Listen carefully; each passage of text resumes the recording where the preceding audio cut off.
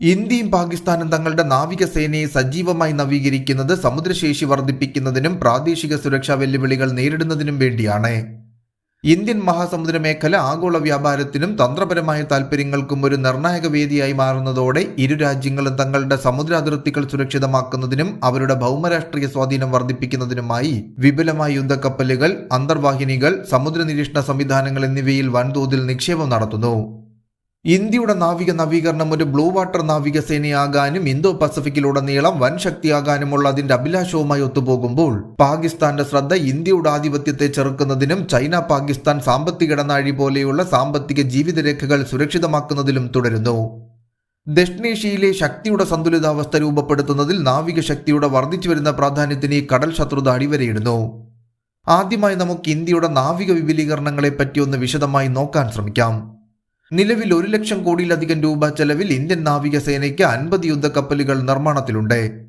ഇതിൽ 48 കപ്പലുകൾ 6 ഇന്ത്യൻ കപ്പൽശാലകളിൽ ആഭ്യന്തരമായി നിർമ്മിക്കുകയും 2 അധിക കപ്പലുകൾ റഷ്യയിൽ നിർമ്മിക്കുകയും ചെയ്യുന്നു. ഇതിൽ ഏറ്റവും പ്രധാനപ്പെട്ടത് പ്രോജക്ട് 17A ക്ലാസ് ഫ്രിഗേറ്റുകളുടെ നിർമ്മാണമാണ്. ശിവാലി ക്ലാസിന്റെ പിൻഗാമികളായി സേവിക്കുന്ന ഈ പടക്കപ്പലുകൾ നാവികസേനയുടെ ഉപരിതല യുദ്ധക്കപ്പലുകളെ ശക്തിപ്പെടുത്തുന്നതിനായി നിലവിൽ നിർമ്മാണത്തിലാണ്. 2025 സെപ്റ്റംബറിൽ പ്രതീക്ഷിക്കുന്ന പ്രപ്പോസലിനായുള്ള അഭ്യർത്ഥനയ്ക്കൊപ്പം ഉയർന്ന തദ്ദേശീയ ഉള്ളടക്കവും നൂതന മിസൈൽ സംവിധാനങ്ങളും അവതരിപ്പിക്കുമെന്ന് പ്രതീക്ഷിക്കപ്പെടുന്ന പ്രോജക്ട് 17B എന്ന ഫോളോ ഓൺ സീരീസിനായുള്ള പദ്ധതികൾ നിലവിൽ പുരോഗമിക്കുകയാണ്. ഇനി ഭാവി പദ്ധതികൾ നോക്കുകയാണെങ്കിൽ 2024 ഒക്ടോബറിൽ 2 പുതിയ ആണവശക്തിയുള്ള ആക്രമണ അന്തർവാഹിനികളുടെ നിർമ്മാണത്തിന് ഇന്ത്യ അംഗീകാരം നൽകിയത് വഴി 6 അന്തർവാഹിനികളുടെ ആസൂത്രണ പരമ്പരയ്ക്ക് തുടക്കം കുറിച്ചു. $5.4 ബില്യൺ കണക്കാക്കിയിരിക്കുന്ന ഈ സംരംഭം ഇന്ത്യൻ മഹാസമുദ്രത്തിൽ ചൈനയുടെ വർദ്ധിച്ചു വരുന്ന നാവിക സാന്നിധ്യത്തെ പ്രതിരോധിക്കാൻ ലക്ഷ്യമിടുന്നു. ലാർസൻ ആൻഡ് ട്യൂബ്രോയുടെ പങ്കാളിത്തത്തോടെ വിശാഖപട്ടണത്തിലാണ് ഈ അന്തർവാഹിനികൾ നിർമ്മിക്കുക.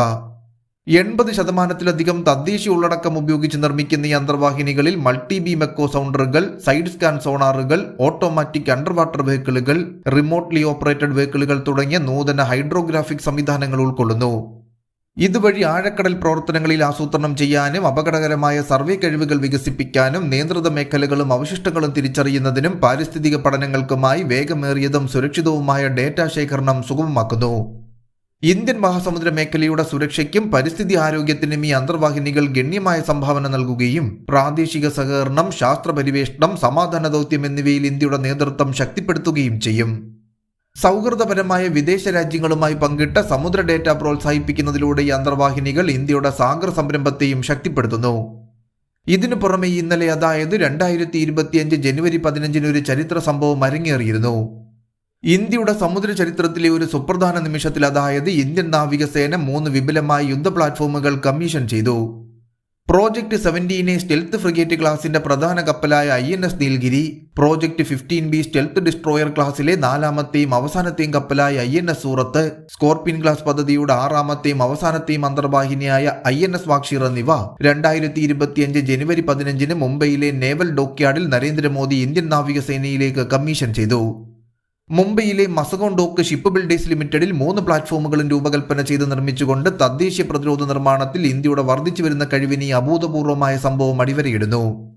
ഈ കപ്പലുകളുടെ കമ്മീഷൻ ചെയ്യൽ നാവികസേനയുടെ യുദ്ധശേഷിയെ ഗണ്യമായി വർദ്ധിപ്പിക്കുകയും പ്രതിരോധ ഉൽപ്പാദനത്തിൽ സ്വാശ്രയത്വത്തിലേക്കുള്ള ഇന്ത്യയുടെ മുന്നേറ്റത്തെ ഉയർത്തിക്കാട്ടുകയും ചെയ്യുന്നു.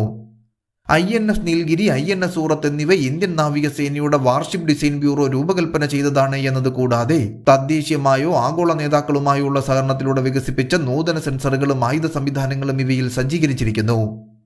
അതോടൊപ്പം ഇവയിൽ Chetak, ALH, see king, MH-60R എന്നിവയുൾപ്പെടെ വിവിധ ഹെലികോപ്റ്ററുകൾ പ്രവർത്തിപ്പിക്കാൻ കഴിയുന്ന ആധുനിക വ്യോമയാന സൗകര്യങ്ങളും ടെയിൽലെസ് ഹെലികോപ്റ്റർ ട്രാവേഴ്സ് സിസ്റ്റവും നൂതനമായ വിഷ്വൽ ലാൻഡിംഗ് എയ്ഡുകൾ പോലെയുള്ള നൂതന സംവിധാനങ്ങളുമുണ്ട്. സ്കോർപിയൻ ക്ലാസ് പ്രോജക്റ്റിലെ അവസാന അന്തർവാഹിനിയായ വാക്ഷീർ ഇന്ത്യയുടെ കടൽ പ്രതിരോധവും തന്ത്രപ്രധാനമായ ആഴവും ശക്തിപ്പെടുത്തി കപ്പൽ സേനയ്ക്ക് ശക്തമായ അണ്ടർ വാട്ടർ കഴിവുകൾ നൽകുന്നു. നീൽഗിരി, സൂറത്ത്, വാക്ഷീർ എന്നിവയുടെ കമ്മീഷനിങ് പ്രതിരോധ ഉൽപ്പാദനത്തിൽ ആഗോള നേതാവെന്ന നിലയിൽ ഇന്ത്യയുടെ ആവിർഭാവത്തെ എടുത്തു കാണിക്കുന്നു. MDLൽ നിർമ്മിച്ച യുദ്ധക്കപ്പലുകൾ രൂപകൽപ്പനയിലും നിർമ്മാണത്തിലും ദ്രുതഗതിയിലുള്ള പുരോഗതിയെ പ്രതിഫലിപ്പിക്കുന്നു എന്നതുകൂടാതെ വികസിച്ചുകൊണ്ടിരിക്കുന്ന സുരക്ഷാ വെല്ലുവിളികളെ നേരിടാൻ ഇന്ത്യൻ നാവികസേനയെ നവീകരിക്കുന്നതിനുള്ള ഒരു സുപ്രധാന ചുവടുവയ്പായും അറിയപ്പെടുന്നു. ഈ ചരിത്രദിനം ഇന്ത്യയുടെ നാവിക ശക്തിയെ ആഘോഷിക്കുക മാത്രമല്ല, തദ്ദേശീയ പ്രതിരോധ ഉൽപ്പാദനത്തിൽ ഭാവിയിൽ ഒരു മാനദണ്ഡം സ്ഥാപിക്കുകയും ചെയ്യുന്നു. അതോടൊപ്പം നവീകരണത്തിനും സ്വാശ്രയത്വത്തിനും സമുദ്ര പ്രതിരോധത്തിലെ മികവിനും രാജ്യത്തിന്റെ പ്രതിബദ്ധതയെ പ്രകടമാക്കുന്നു.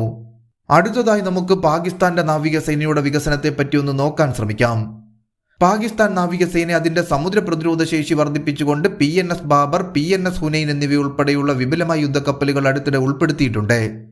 പാകിസ്ഥാന്റെ നാവികസേനയെ നവീകരിക്കുന്നതിൽ ചൈന ഒരു പ്രധാന പങ്ക് വഹിച്ചു പോരുന്നു. 2022 ജനുവരിയിൽ ചൈന നിർമ്മിച്ച 4 ടൈപ്പ് 54A ഫ്രിഗേറ്റുകളിൽ ആദ്യത്തേത് ഗൈഡഡ് മിസൈൽ ഫ്രിഗേറ്റ് PNS തുഗ്രിയിൽ പാകിസ്ഥാൻ കമ്മീഷൻ ചെയ്തു.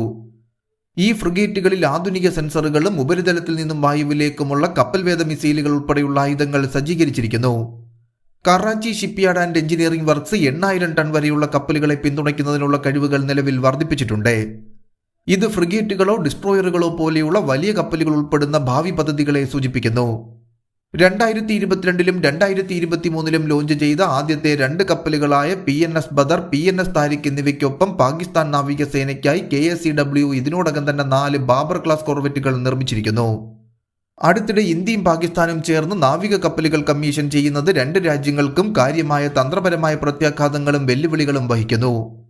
ഇത് ദക്ഷിണേഷ്യയിലും അതിനപ്പുറവും പ്രാദേശിക സുരക്ഷ, സാമ്പത്തിക താൽപ്പര്യങ്ങൾ, ജിയോ പൊളിറ്റിക്കൽ ഡൈനാമിക്സ് എന്നിവയെ സ്വാധീനിക്കുന്നു. ആദ്യമായി നമുക്ക് നാവിക നവീകരണം വഴി ഇന്ത്യക്കുണ്ടാകുന്ന ഗുണങ്ങളൊന്ന് നോക്കാം. ഒന്നാമതായി ഇന്ത്യൻ മഹാസമുദ്ര മേഖലയിലെ തന്ത്രപരമായ ആധിപത്യം. Belt and road initiative, Djibouti പോലെയുള്ള താവളങ്ങൾ സ്ഥാപിക്കൽ എന്നിവയാൽ അടയാളപ്പെടുത്തിയ ഇന്ത്യൻ മഹാസമുദ്രത്തിലെ ചൈനയുടെ വർദ്ധിച്ചു വരുന്ന നാവിക സാന്നിധ്യത്തെ പ്രതിരോധിക്കാൻ ഇന്ത്യ ശ്രമിക്കുന്നു. വിശാഖപട്ടണം ക്ലാസ് ഡിസ്ട്രോയറുകൾ, പ്രോജക്ട് 17A ഫ്രിഗേറ്റുകൾ, ആണവ അന്തർവാഹിനികൾ എന്നിവ പോലെയുള്ള വിപുലമായ പ്ലാറ്റ്ഫോമുകൾ ഇന്ത്യയുടെ ബ്ലൂ വാട്ടർ ശേഷി വർദ്ധിപ്പിക്കുന്നു. രണ്ടാമതായി സ്വാശ്രയത്വവും പ്രതിരോധ നവീകരണവും. തദ്ദേശീയമായി നിർമ്മിച്ച കപ്പലുകൾക്ക് ഊന്നൽ നൽകുന്നത് ആത്മനിർഭർ ഭാരത് എന്ന സംരംഭവുമായി യോജിച്ചു പോകുന്നു. Mazagon Dock shipbuilders, Larsen and Toubro തുടങ്ങിയ പ്രാദേശിക കപ്പൽശാലകൾ വൈദഗ്ധ്യം നേടുന്നു എന്നതുകൂടാതെ ഇത് ഇന്ത്യയുടെ പ്രതിരോധ ഉൽപാദന ആവാസ വ്യവസ്ഥയെ ഉത്തേജിപ്പിക്കുന്നു. മൂന്നാമതായി സമുദ്ര സുരക്ഷ. ഊർജ്ജ ഇറക്കുമതിക്കും വ്യാപാരത്തിനും നിർണായകമായ ആശയവിനിമയത്തിന്റെ സമുദ്രരേഖകൾ സുരക്ഷിതമാക്കാനുള്ള ഇന്ത്യയുടെ കഴിവ് നാവിക കഴിവുകൾ മെച്ചപ്പെടുത്തുന്നു. ഇന്ത്യൻ നാവികസേനയ്ക്ക് മാനുഷിക സഹായ, ദുരന്ത നിവാരണ പ്രവർത്തനങ്ങൾ, കടൽക്കൊള്ള വിരുദ്ധ പെട്രോളിംഗ്, സമുദ്ര നിരീക്ഷണം എന്നിവ ഏറ്റെടുക്കാനുള്ള മികച്ച സ്ഥാനമുണ്ട്. നാലാമതായി ജിയോ പൊളിറ്റിക്കൽ സ്വാധീനം.